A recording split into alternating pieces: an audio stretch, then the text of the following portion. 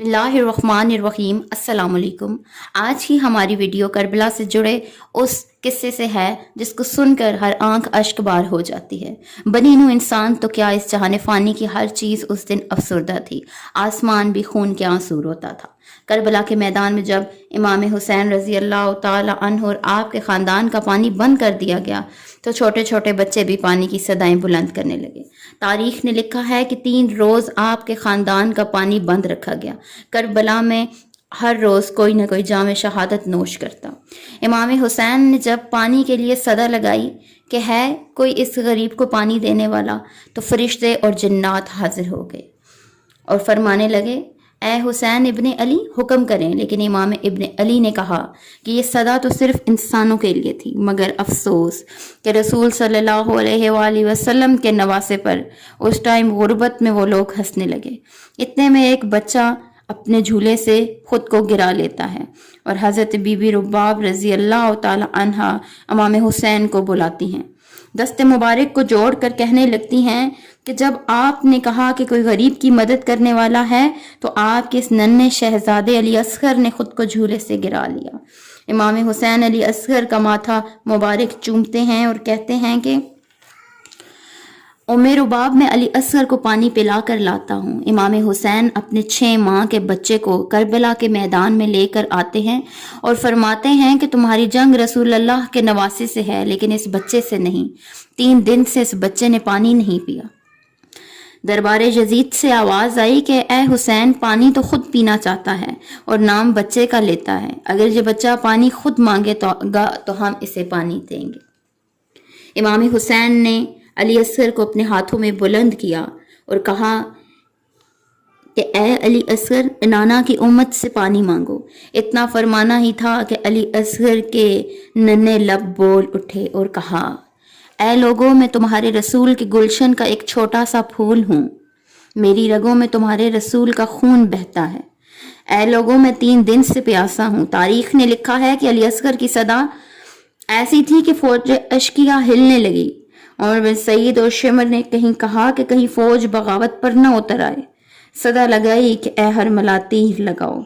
हरमला के पास जो जानवरों को मारने के लिए तीर था, उसने वही तीर आप में पेवस्त किया।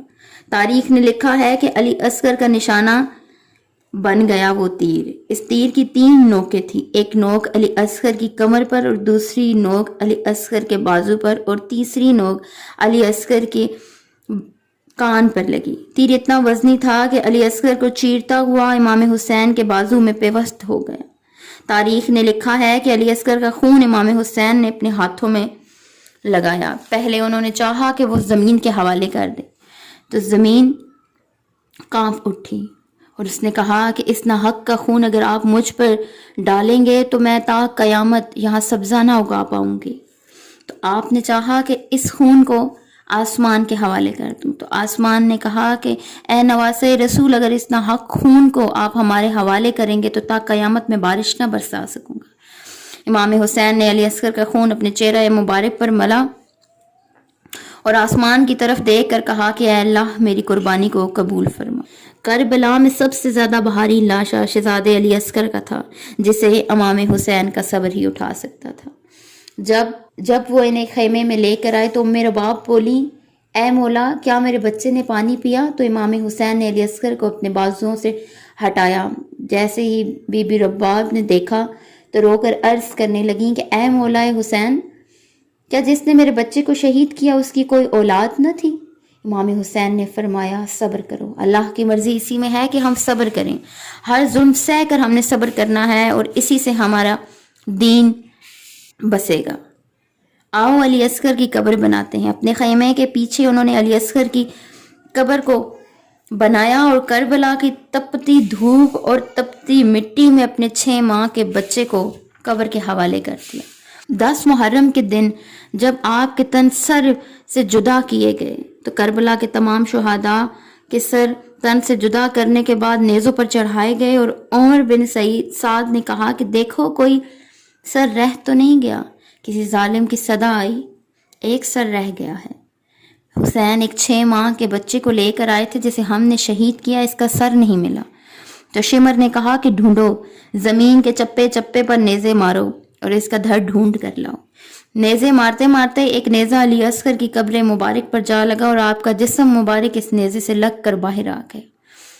جب 6 ماہ کے اس ننھے بچے کے جسم مبارک کو نیزے پر لگا دیکھ کر ماں تڑپ اٹھی اور روضہ رسول کی طرف دیکھ کر فرمانے لگی، دیکھیں یا رسول اللہ، آپ کی امت نے ہمارے ساتھ کیا سلوک کیا اور کس طرح نواسہ رسول نے اللہ کے دین کو بچایا، اللہ کے دین کی خاطر اپنے اور اپنے بچوں کی قربانیاں دیں۔